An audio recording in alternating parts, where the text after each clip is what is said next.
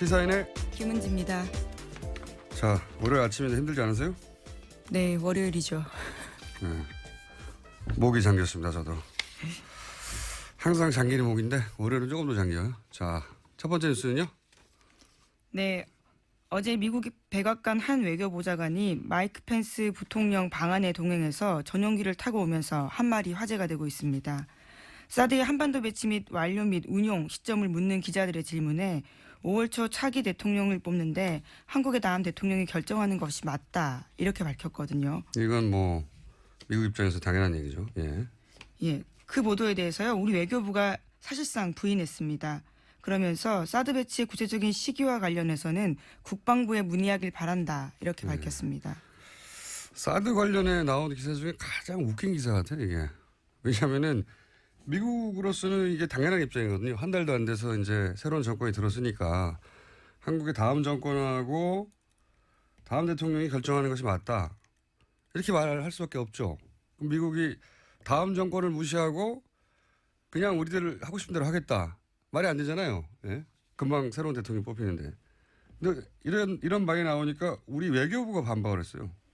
우리 외교부가 아니다. 다음 정권 상관없이 하겠다. 예. 우리 외교부 말 들으면 이 미 행정부가 이 종북인 거예요. 지금. 예. 미국보다 더 미국 편인 게 우리 외무부 입장인 거예요, 지금. 그리고 외무부가 일개 부처가 뭐라고 다음 정부를 대신해서 미국 입장하고도 다르게 미리 이렇게 할 거라고 말을 합니까? 예, 이게 물론 논란이 되니까요. 부통령 대변인도 비슷한 입장을 발표하긴 했습니다. 이게 진짜 웃긴 기사예요. 예. 미국에서 부통령하고 방한한 외교보좌관이 한국의 다음 대통령이 사드는 결정하는 것이 맞다고 그랬더니 우리나라 외교부가 아니라고. 예. 코미디입니다. 코미디. 자, 다음 뉴스는요. 네, 고영태 씨가 지난 15일 새벽 3시경에 구속됐습니다. 이 기사는 저희가 계속 관심을 가지고 지켜볼 기사인데 왜냐하면 이제 검찰 저도 궁금해가지고 이상한 기운이 느껴진다고 계속 말씀드렸는데 궁금해서 검찰에 계신 분들하고 이제 고위 관계자 얘기를 들어보니까 검찰 내부에서도 엄청 반발이 심했다고 해요. 그러니까 검찰과 특검 수사에 이렇게까지 협조한 사람을 이러는 경우가 어딨냐고 자기들 생각에도 이상한 거죠. 예. 그래서 이제 기존 수사팀이 반발해서 다른 팀에서 구속영장을 쳤고. 그렇죠. 첨단 수사 1부랑 네. 형사 7부가 했습니다. 근데 이제 이건 오래전부터 구 여권 쪽에서 지속적으로 요구했던 사안이라고 해요. 그러니까 근데 이제 대선 국면 들어서면서 그 요구 강도가 더 세졌고. 예, 지난주 재판에서 최순실 씨가 비슷한 이야기 했습니다. 고영태가 구속되지 않아서 억울하다 이런 이야기 직접 했거든요. 구 여권에서 지속적으로 요구했던 사안인데 특검 진행 기간에는 이렇게 할 수가 없었고. 근데 이제 김수남 검찰총장이 어차피 자신의 임기가 대선 이후 끝난다고 보고 총대를 메고 구속영장 지시를 내렸다고 그렇게 알려져 있고요. 예. 구여권이 고영태 구속영장을 원했던 것은 지금의 구도, 이 구도를 뒤집을 소재가 없잖아요. 너무 없기 때문에 지금 뭐 전통적인 북풍도 거의 선거 영향을 주지 못하고 있고 그래서 이 구도 자체를 만든 박근혜 탄핵, 이 탄핵 명분을 희석시켜보는 시도죠.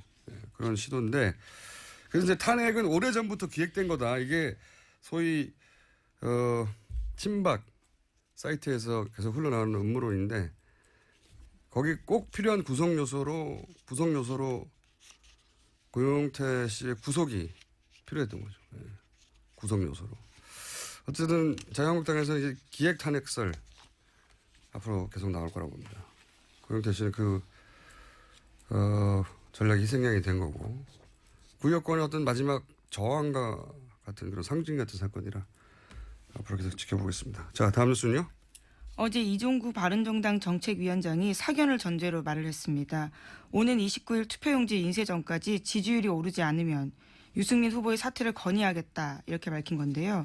또한 국민의당 안철수 후보 지지에 나서야 한다 이렇게 말하기도 했습니다. 이거는 제가 아는 한 우리 헌정사에서 두 번째요. 그러니까 공당이 대선 후보를 절차적 하자 없이 선출을 했는데 그런데 이제 지지율이 낮다고 당내에서 자당의 후보를 교체하거나 혹은 사퇴하거나 이 이야기가 나온 건 첫 번째는 2001년에 노무현 노무현 후보가 당시 선출이 됐는데 지지율이 확 떨어졌어요. 어느 순간에. 그러자 소위 이제 후단협이라고 하는 모임에서 노무현으로는 안 된다. 내부에서 난리가 나고 그때 정몽준 당시 후보하고 후보 단일화. 그러니까 사실상 정몽준을 교체해야 된다는 얘기죠. 예. 그랬던 적이 있는데 그 이후로 처음 나오는 거죠. 예. 바른정당에서. 근데 저는 그런 생각이 듭니다. 이게 과연 유승민 후보 개인에게 나쁜 일일까?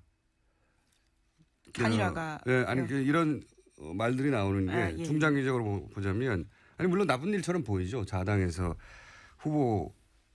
후보를 사퇴하라고. 지금으로서 굉장히 발끈하고 있습니다. 네. 근데 이제 선거는 공학이 아니어서 이렇게 되면 마침 또 유승민 후보가 최근에 토론회에서 두각을 나타내고 있잖아요. 그러니까 아까운 인재 이런 인상이 점점 남겨지는 시점이라 동정론일 수도 있어요. 저 사람 당선은 안 되더라도 어차피 보수가 이기기 어렵지만 나라도 이 사람 한 표 줘서 후위를 도모하게 해줘야지 이런 동정론도 나올 수 있어요. 이 전개가 어떻게 될지 모르겠지만 선거에서 이제 동정표가 제일 무서운 표거든요. 선거 표심은 단순하지가 않아서. 어쨌든 유승민 후보의 고난이 유승민 후보의 자산이 될 수도 있는 게 희한하게도 선거 민심이라. 자, 요 사안 여기까지 하고요. 다음은요. 예, 각 캠프에서 다양한 인사 영입하고 있습니다. 그 와중에 대한변호사협회 전 협회장도 잇따라 대선 캠프에 뛰어들면서 법조계에서는 비판 목소리 높아지고 있다. 이렇게 머니투데이가 보도했는데요. 특히 안철수 국민의당 대선 후보 캠프에 합류한 하창우 변호사에 대해서는 당 안팎에서 반발이 나오고 있고 변호사회에서도 논란이 일고 있다. 이렇게 보도했습니다. 원래 대선 때는 항상 상대 쪽에 있던 인사들을 더 영입하려고 하죠. 예, 자신들의 확장성을 보여주려고. 민주당에서도 예를 들어 선대본부장 진영 의원. 이분은 새누리당 시절에 그 18대 박근혜 당선인 인수위 부위원장이었어요. 예, 장관을 지내기도 했고요. 보건복지부 장관도 했고요. 따지자면 구역권의 핵심 인사죠. 그러니까 구역권 인사가 여기저기 들어갔다고 해서 그 자체로 제가 보기엔 공격 포인트가 되기는 어려운데. 현재 또 더불어민주당 의원이기도 합니다. 네. 근데 이제 하창호 전 대한변협회장의 케이스는 좀 다른 것이 이 테러 방지법 때 국민의당도 필리버스터를 했거든요. 그렇죠. 근데 그 필리버스터를 불러일으킨 테러 방지법에 대해서 인권 침해 요소가 없다라고 변호사들에게 의견을 묻지 않고 변협 이름으로 성명을 내서 이제 문제가 됐던 국민의당과 정확히 대립된 스탠스였던 분이기 때문에 이런 인사를 어떻게 호남 지지자들과 그리고 보수 지지자들에게 동시에 설득할 것인가. 정반대 지지자들 모두 만족시켜야 하는 전략이 필요한데 이런 건 대선 역사상 최초의 미션이에요. 정반대에 있는 지지자들을 동시에 만족시키는 거. 예, 게다가 공수처에 대해서도요. 반대하고 있습니다. 안철수 후보 공약이거든요. 그러니까 이제 개인적으로 굉장히 흥미로운 관전 포인트인데 선거 전략의 측면에서 전무후무한 일이거든요. 양쪽 지지자를 동시에 만족시킨다.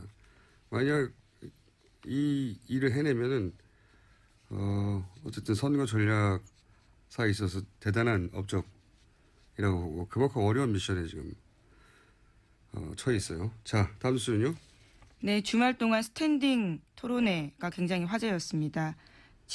오는 19일에 진행되는 대선 후보 2차 TV 토론회 방식을 놓고 각 후보들이 설전을 벌였는데요.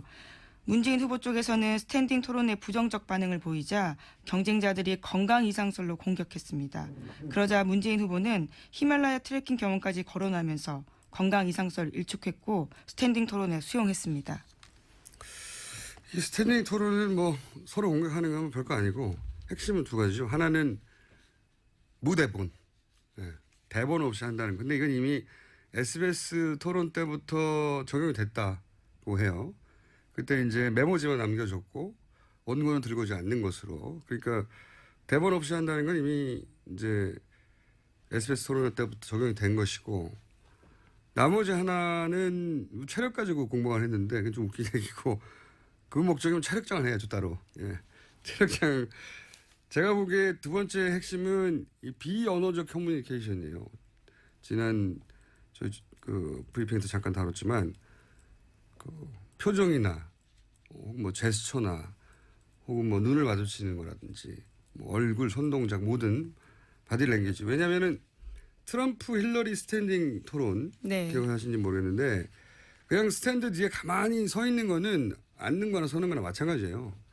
중요한 거는 그때 기억해 보시면 보신 분들은 기억하겠지만 이분들이 이제 스탠드 앞으로 나옵니다. 걸어 나와서 온몸을 써가면서 자신의 의사 정책과 전달을 공약. 예, 그렇죠. 예. 의사 전달을 비언어적 커뮤니케이션 능력이 드러나게 프레젠테이션을 했거든요. 그러니까 KBS에서 스탠드 앞에 있는 단상 쭉 있는데 그걸 떠나서 앞으로 아예 무대 앞으로 나와서 카메라를 정면으로 보고 혹은 돌아서서 상대 후보들을 보고 자유롭게 돌아다니면서 토론을 하도록 룰을 정했느냐 아니면 스탠딩 그냥 서 있는 서 것만 있기만. 예, 예. 서 있기만 하는 건 아무 의미가 없어요. 예? 룰을 어떻게 정했는지 모르겠는데 단상 앞으로 나와도 되냐 아니냐 저는 이게 관건이라고 봅니다. 네. 네, 현재 칸막이 토론이라고 해서 방식들을 이미 주최 측이 짜놓고 있는 상황이라고 합니다. 주제 형식과 토론 형식 이런 것들도요. 그러니까 이제 주제는 뭐 상관이 없고 제가 궁금한 것은 그 스탠드 단상 앞으로 나올 수 있느냐 없느냐 그런 룰이 없으면 그럼 서 있는 게 무슨 의미가 있어요. 예, 서 있든 앉아 있든 누워 있든. 누워 있는 건 좀 그렇습니다. 제 말은 그 자체는 별 의미가 없다는 거죠. 가만히 있는 거면. 예. 그리고 실제 트럼프 힐러리 할 때도 단상이 있고 그 옆에 의자도 있었어요. 다른 사람 얘기할 때 뭐 합니까? 가만히 서 있으면. 예. 그래서 앉았다 일어났다 했거든요. 그때도. 중요한 거는 서서 한다는 게 아니고 몸 전체를 써서 할 수 있느냐. 그게 차별점인데 그냥 서 있는 것만 가지고 논란이 되는 건 이건 웃긴 일이죠. 예. 네, 우선 23일과 5월 2일 날 하는 선관위 주최 같은 경우에는 완전 자유식 스탠딩 토론이라고 합니다. 그 이야기는 완전 자유식이라는 건 그 스탠드를 떠날 수 있다. 이 그런 것으로 보이는데요. 그 네. 움직임에 대해서까지는 아직 확인을 못했는데 방식은 자유롭다라고 알고 있습니다. 그게 없으면 차이가 없어요. 그게 없으면 뭐 스탠딩이라고 할 이유가 없어요. 여기서 스탠딩의 의미는 그거거든요. 가만히 앉아 있지 않고 막 돌아다닌다 의미의 스탠딩이지 서서 한다는 의미가 아니에요. 예. 자, 다음 순요. 네, 주말 동안에도 많은 여론조사 나왔습니다. 그중에서 여러 여론조사가요. 문재인 안철수 두 후보 간의 오차 범위 내 벌어진 것으로 드러나서요. 눈길을 끌고 있습니다. 이 얘기는 뭐 저희가 잠시 후에 따로 여론조사 수치를 구체적으로 얘기할 텐데 추세가 워낙 단기간에 상승했기 때문에 조정 국면이라고 지금 보여집니다. 개인적으로는 이거 분석하는 요인 분석들을 많이 하죠. 뭐 토론의 여파도 얘기하고. 근데 저는 개인적으로 이제 안철수 후보 부인이 안철수 전 보좌관에게 사적 의무를 시킨 사건이 지난주에 파장이 꽤 있었는데, 이런 건 사회생활을 해본 성인이면 한두 번씩은 겪어본 스트레스 중에 하나거든요. 그러니까 상사의 가족, 공식 위계하고 상사 사적 관계가 짬뽕이 되는. 근데 캠프에서 가장 힘든 게 후보 가족과 관련된 이슈예요. 후보 가족하고 직접 관련이 되면 캠프에서 뭐라고 딱 야박하게 대응하라고 요구하기 힘들어요. 캠프 후보 자신의 문제라. 이런 사안은 후보가 판단해야 되는데 지금은 이제 부인이 캠프를 통해 사과하고 안철수 후보 자신도 같은 생각이라고 사과의 뜻을 밝혔는데 저는 이 정도로는 데미지 컨트롤이 됐다고 할 수 없거든요. 이번 대선의 특징이 이제 거대 담론도 아니고 이렇게 일상 레벨 사안들이 자꾸 팔을 흔드는 건데 지금보다는 훨씬 더 강력하게 대처를 해둬야 되는 사안이라고 보이는데 제가 보기에는 아직 데미지 컨트롤이 안 됐는데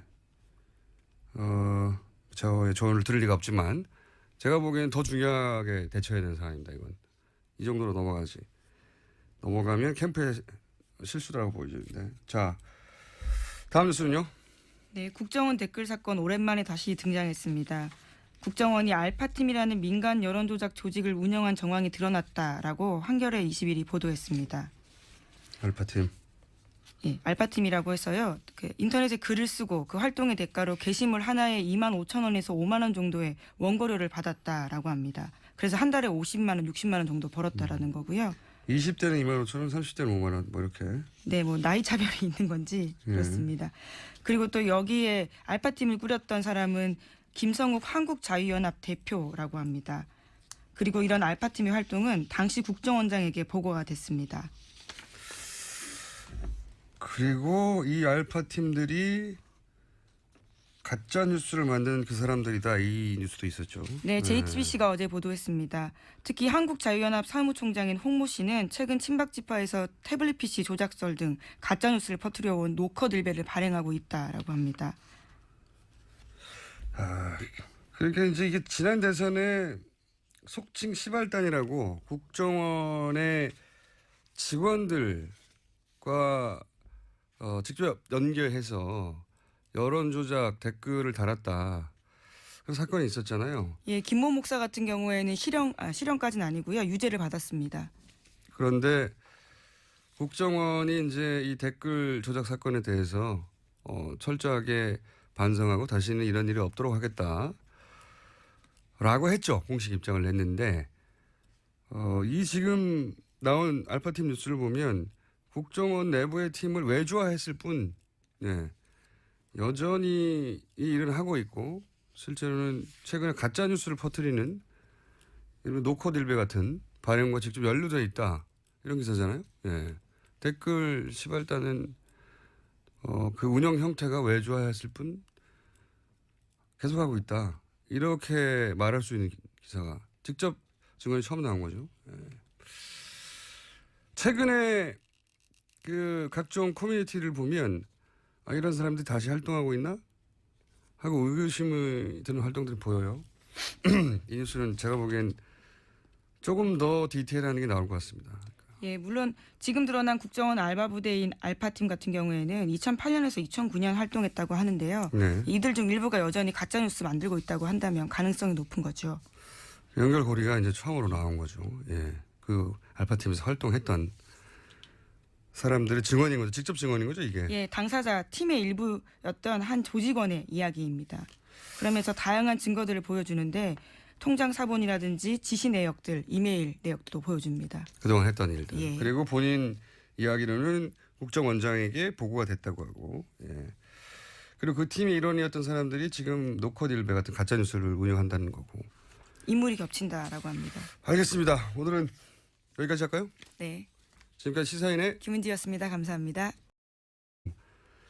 그리고 외무부가 일개 부처가 뭐라고 다음 정부를 대신해서 미국 입장하고도 다르게 미리 이렇게 할 거라고 말을 합니까? 예, 이게 물론 논란이 되니까요. 부통령 대변인도 뭐 비슷한 입장을 발표하긴 했습니다. 이게 진짜 웃긴 기사예요. 예. 미국에서 부통령하고 방한한 외교보좌관이 한국의 다음 대통령이 사드를 결정하는 것이 맞다고 그랬더니 우리나라 외교부가 아니라고. 예. 코미디입니다. 코미디. 자, 다음 뉴스는요. 네, 고영태 씨가 지난 15일 새벽 3시경에 구속됐습니다. 이 기사는 저희가 계속 관심을 가지고 지켜볼 기사인데, 왜냐하면 이제 검찰, 저도 궁금해가지고 이상한 기운이 느껴진다고 계속 말씀드렸는데, 궁금해서 검찰에 계신 분들하고 이제 고위 관계자 얘기를 들어보니까 검찰 내부에서도 엄청 반발이 심했다고 해요. 그러니까 검찰과 특검 수사에 이렇게까지 협조한 사람을 이러는 경우가 어딨냐고. 자기들 생각에도 이상한 거죠. 예. 그래서 이제 기존 수사팀이 반발해서 다른 팀에서 구속영장을 쳤고. 그렇죠. 첨단 수사 일부랑 네. 형사 7부가 했습니다. 근데 이제 이건 오래전부터 구 여권 쪽에서 지속적으로 요구했던 사안이라고 해요. 그러니까 근데 이제 대선 국면 들어서면서 그 요구 강도가 더 세졌고. 예, 지난주 재판에서 최순실 씨가 비슷한 이야기 했습니다. 고영태가 구속되지 않아서 억울하다, 이런 이야기 직접 했거든요. 구 여권에서 지속적으로 요구했던 사안인데 특검 진행 기간에는 이렇게 할 수가 없었고. 근데 이제 김수남 검찰총장이 어차피 자신의 임기가 대선 이후 끝난다고 보고 총대를 메고 구속영장 지시를 내렸다고 그렇게 알려져 있고요. 예. 구역수를 했는데 지지율이 확 떨어졌어요. 어느 순간에. 그래서 소위 이제 후단협이라고 하는 모임에서 노무현으로는 안 된다. 내부에서 난리가 나고 그때 정몽준 당시 후보하고 후보 단일화. 그러니까 사실상 전공적으로 교체해야 된다는 얘기죠. 예. 그랬던 적이 있는데 그 이후로 처음 나오는 거죠. 예. 바른정당에서. 근데 저는 그런 생각이 듭니다. 이게 과연 유승민 후보 개인에게 나쁜 일일까? 단일화가. 아니 이런 말들이 나오는 게 예. 중장기적으로 보자면 아니 물론 나쁜 일처럼 보이죠. 자당의 후보를 예, 사퇴하라고. 지금으로서 굉장히 발끈하고 있습니다. 네. 근데 이제 선거는 공학이 아니어서 이렇게 되면 마침 또 유승민 후보가 최근에 토론회에서 두각을 나타내고 있잖아요. 그러니까 아까운 인재 이런 인상이 점점 남겨지는 시점이라 동정론일 수도 있어요. 저 사람 당선은 안 되더라도 어차피 보수가 이기기 어렵지만 나라도 이 사람 한 표 줘서 후위를 도모하게 해줘야지 이런 동정론도 나올 수 있어요. 이 전개가 어떻게 될지 모르겠지만 선거에서 이제 동정표가 제일 무서운 표거든요. 선거 표심은 단순하지가 않아서 어쨌든 유승민 후보의 고난이 유승민 후보의 자산이 될 수도 있는 게 희한하게도 선거 민심이라. 자, 요 사안 여기까지 하고요. 다음은요. 예, 각 캠프에서 다양한 인사 영입하고 있습니다. 그 와중에 대한변호사협회 전 협회장도 잇따라 대선 캠프에 뛰어들면서 법조계에서는 비판 목소리 높아지고 있다. 이렇게 머니투데이가 보도했는데요. 특히 안철수 국민의당 대선 후보 캠프에 합류한 하창우 변호사에 대해서는 당 안팎에서 반발이 나오고 있고 변호사회에서도 논란이 일고 있다. 이렇게 보도했습니다. 원래 뭐 대선 때는 항상 상대 쪽에 있던 인사들을 더 영입하려고 하죠. 예, 자신들의 확장성을 보여주려고. 민주당에서도 예를 들어 선대본부장 진영 의원.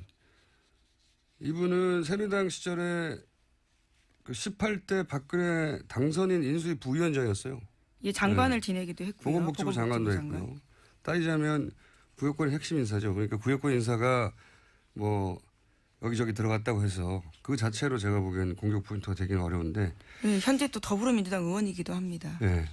근데 이제 하창호 전 대한변협회장의 케이스는 좀 다른 것이 이 테러 방지법 때 국민의당도 필리버스터를 했거든요. 그렇죠. 근데 그 필리버스터를 불러일으킨 테러 방지법에 대해서 인권 침해 요소가 없다라고 변호사들에게 의견을 묻지 않고 변협 이름으로 성명을 내서 이제 문제가 됐던 국민의당과 정확히 대립되는 스탠스였던 분이기 때문에 이런 인사를 어떻게 호남 지지자들과 그리고 보수 지지자들에게 동시에 설득할 것인가.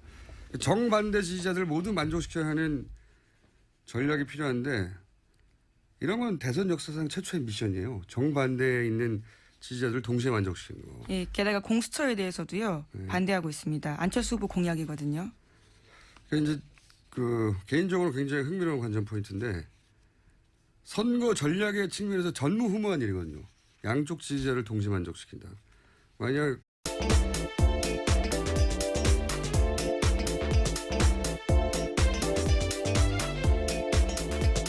시사인의 김은지입니다.